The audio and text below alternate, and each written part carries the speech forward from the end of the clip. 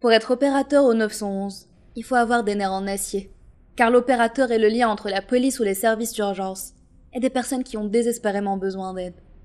Certains appels sont relativement faciles à gérer, même si la tension est constamment présente. Mais le plus souvent, les opérateurs entendent des récits de violences épouvantables, parfois en temps réel, et doivent gérer ces horreurs avec le plus de professionnalisme possible. Vous connaissez un peu le métier grâce aux nombreuses histoires et creepypastas à ce sujet. Mais avez-vous déjà eu l'occasion d'écouter de vrais appels au 911 ?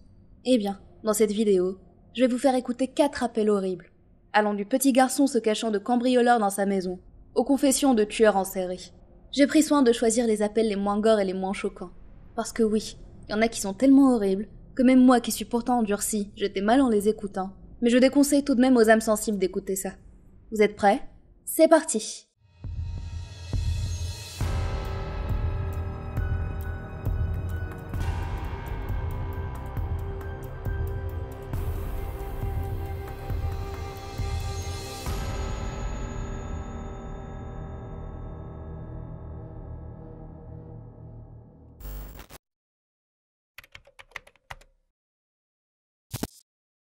Alors qu'il était seul à la maison, un jeune garçon de 12 ans entend du bruit au niveau de sa porte et voit 2 cambrioleurs qui tentent de s'introduire chez lui, en passant par la cour arrière. Le garçon se cache dans un placard et appelle le 911. Je vous laisse écouter. They're trying to break down the door right now. They're trying to get in the house right now? Yes, I can hear them. They're like banging on the door, trying to get in. Okay, and is it on just your back door in your backyard? Ma'am, is it in your backyard? Yes. Okay. Can you see them? Ma'am, can you see them? Yes, I can. Okay. Do you see any weapons? What are they trying, kicking in the door? I don't know. Okay, ma'am, I need you to speak. I know it's hard, but are they trying to kick in the door or just trying to get the door open? I don't know. Okay, then how do you know I that? think they might be inside. Do you hear them in the house? Do you hear them in the house? Where do you hear them? What can you hear them? Okay, don't worry, we have officers on the way. Ma'am, does it still sound like they're in the bedroom with you? No. Okay. Okay, sounds like they're in the kitchen? Okay. But it did sound like 2 of them? Okay. Do you have any weapons in the home they could have access to? Okay. Okay, our officers are almost on scene, but just stay on the phone with me and I will let you know what they want you to do, okay? Do not hang up. If you have to, just don't say anything, but leave the line open, all right? The truck that you saw, was it like a full-size truck? Small truck? You hear them coming? Okay, hold on one moment. We have officers almost there. And how old are you? Okay, just hold on one more minute, okay? And you were home by yourself? Okay. I'm sorry, what is it? The police are outside. So hold on just one moment. We'll advise what they want you to do. So just stay on the phone with me, okay? And you hear 2 of them in the room with you? Okay. Have they noticed any police officers out front, or have they said anything? Okay. Okay. Does your closet door have a lock on it where you can lock yourself in if need be? Okay. All right. Do you have any older brothers or sisters that are going to be coming? Okay. Okay. Just making sure. People hurt me. Did they open the door? They opened the door and saw you? Yes, they saw me. Okay. Okay. Well, did they leave? No, what? Okay. Just stay on the phone with me. The officers see him. Do not hang up. You stay on the phone with me, okay? Okay. Are you in your bedroom or are you still in the closet? Okay. Okay, the officers do see him. I want you to stay right where you are. I will let you know when the officers, what they want you to do, okay? Okay. We have officers that are chasing down the guys that were in your house, but we're going to get somebody to you as soon as absolutely possible. You stay on the phone with me, okay? Okay. Je suis franchement impressionnée par le calme de ce jeune garçon. Je ne suis pas sûre que j'aurais aussi bien réagi à sa place. La police a finalement réussi à arrêter les deux cambrioleurs. Il s'agissait de Robbie J. Johnson Jr., 36 ans, qui a été arrêté devant la maison, et un certain Cole Austin Llewellyn, qui avait essayé de s'enfuir. Il a été rattrapé par un chien policier, et a également été arrêté un court moment plus tard. Le jeune garçon n'a pas été blessé, et les deux cambrioleurs, qui avaient déjà un casier judiciaire chargé, ont fait face à une lourde peine de prison.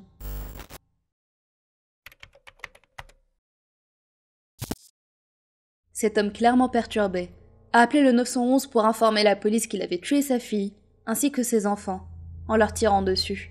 Son ton calme est froid et glaçant. Je vous laisse écouter. Gilchrist County 911, what's the address of the emergency? Yes, ma'am. I just shot my daughter and shot all my grandkids, and I'll be sitting on my step, and then when you get here, I'm going to shoot myself. What is the address that you're at, sir? 2550 Northwest, 25 Terrace, Don Spears. Every one of them are dead. You said your name is Don Spirit? Yep. All right, Don, what kind of gun do you have? It doesn't matter what kind of gun I got. They're all dead, and then when you get here, I'll shoot myself, and then you figure out what kind of gun it is. How long ago did this happen, Don? I don't want to hear it, man. I'm done with every thing. Just bring them out here, that's all. You got all the kids are dead in the house. Okay, how many people?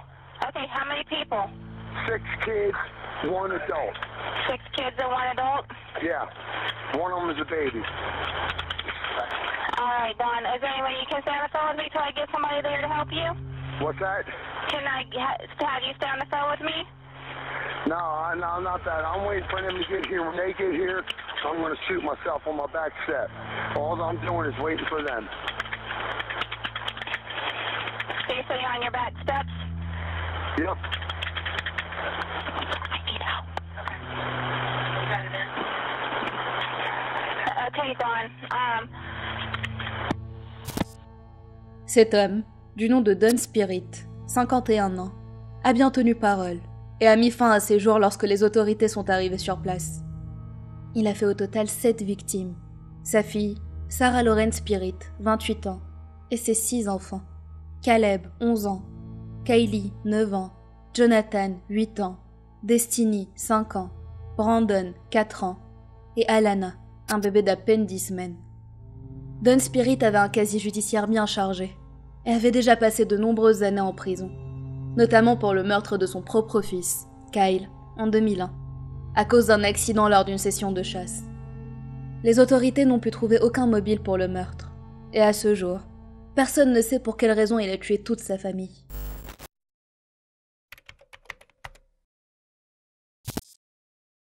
L'appel que je vais vous faire écouter là est très perturbant. Il s'agit d'un adolescent de 17 ans, Jake Evans, qui appelle le 911 pour leur annoncer qu'il a tué sa mère et sa sœur. Parker County 911, where is your emergency? My house. Okay, what's the emergency? I just killed my mom and my sister. What? I just killed my mom and my sister. You just killed your mother and your sister? How did you do that? I shot him with a .22 revolver. And what is your name? Jake Evans. Are you sure they're dead? Yes. Okay. I want you to stay on the phone with me, okay? Are you all right? Yeah, I'm fine. Okay. Hold on just a minute. Where is the gun? It's on the kitchen counter. Okay, is there any reason that you were so angry at your mother and your sister? I don't know. I wasn't. It's weird. I wasn't even really angry with them. It just kind of happened. I've been kind of planning on killing for a while now. The two of them, or just anybody? Pretty much anybody. Why? I don't know. I don't really like people's kind of attitude. Right. I think they're very like, you know, emotional, I don't know, verbally rude to each other and stuff like that. Right. It's just my family, I don't know, they're just kind of really, I guess this is really selfish to say, but to me, I felt like they were just suffocating me in a way. I don't know. I think, obviously, you know, I'm pretty, I guess, evil, whatever. Sorry. No, don't be sorry. It's all right. I'm listening. Okay, you have my undivided attention. Were your mom and sister in their beds? This is really gonna mess me up for the, you know, in the future. See, my sister, I told my sister that my mom needed her. Mm-hmm. She was in her room, and she came out of her room, and I shot her, and she rolled down the stairs, and I shot her again, and then I went down and I shot my mom about maybe 3 or 4 times, but I'll never forget this. Okay, that's fine. My sister, she came down the stairs and she was screaming, and I was telling her that I'm sorry, but to just hold still. Mm-hmm. That, you know, I was just gonna make it go away, you know, but she just kept on freaking out. But finally she fell down and I shot her in the head about probably 3 times. So they're both downstairs? Yes. Okay, where are you? In the kitchen. Okay. Where's your dad? He's out of town. And for, I guess, future reference, I don't really want to see any of my family members, you know, like it, and visiting or whatever. I don't know how it works or anything, but I just don't want any type of visitors. You don't want to hurt yourself, do you? I'm a little freaked out about guns now. Just to let you know, like, I hate the feeling of killing someone. I'm gonna be messed up. We're going to help you. We're not going to hurt you. All right? I understand if y'all want to, you know. No, we're not going to hurt you. We're there to help you, Jake. And we're going to help you. Okay? Do you understand that? Yes. Ce que je trouve vraiment perturbant et poignant dans cet appel, c'est le ton calme et résigné de l'adolescent. Il sait qu'il a fait quelque chose de mal, et il est prêt à en payer le prix. L'impression qu'il me laisse n'est pas celle d'un tueur violent, mais plutôt de quelqu'un de perdu, de brisé. Après son arrestation, il a écrit dans sa confession qu'il avait été inspiré par le film d'horreur Halloween. Il avait vu avec quelle facilité Myers tuait des gens, et il pensait que ça se passerait de la même manière avec lui. Il a également écrit « Mon plan était de tuer ma mère et ma sœur dans la maison, puis d'aller chez mes grands-parents, et tuer ma grande sœur, Emily, et mes 2 grands-parents. Ensuite, j'allais attendre jusqu'au matin, et tuer mon autre sœur, Audrey, parce qu'elle venait nous rendre visite depuis l'université. Il voulait tuer sa famille parce que, selon lui, ils avaient des attitudes qu'il n'aimait pas, et représentaient tout ce qu'il détestait chez les gens. Son plan initial était de les tuer avec un couteau, mais il avait finalement opté pour un revolver, qu'il avait volé chez son grand-père, pour qu'il ne souffre pas. Mais après avoir tué sa mère et sa sœur, il s'est rendu compte qu'il ne pourrait pas continuer, et a contacté les autorités pour se rendre. Il a également écrit dans sa confession « Je sais que j'en ai fini avec les tueries. C'est la chose la plus angoissante et terrifiante que j'ai jamais connue, et cela me hantera pour toujours. » Il a finalement été condamné à 45 ans de prison, et ne sera admissible à la libération conditionnelle qu'après avoir purgé au moins la moitié de sa peine.